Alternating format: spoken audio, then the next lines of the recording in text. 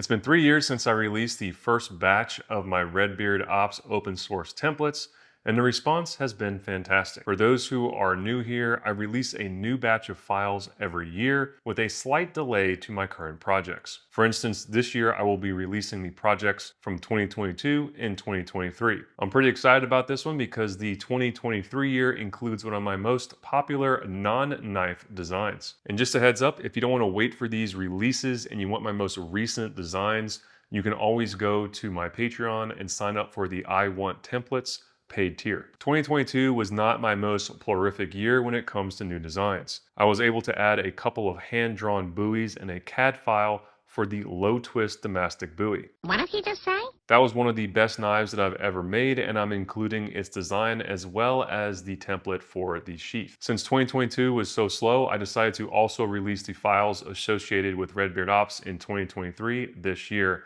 And let me tell you, there are a few bangers in this list. On the non-knife side, I have some CAD designs included for my beefy anvil stand, as well as some CommMarker laser specific designs for fences and a rotary table stand. The real star of the show this year though is going to be the Heightscribe files. I was pretty proud of this design and have been selling the files on Etsy ever since its debut. This Heightscribe is designed to be 3D printed and bolted onto a 321 block, and it holds a fine-tipped Sharpie. I use it all the time on my builds and have a whole video dedicated to its construction and development if anyone is interested. On the knife side in 2023, I had some decent designs added to the library, including a chef's knife, the chopper from the YouTube Chopper Challenge, and a knife I call the Lion's Tooth, which I still have yet to build. In addition, I posted the designs for the Wakashaki knife/sword thing that I made for the Samurai Challenge.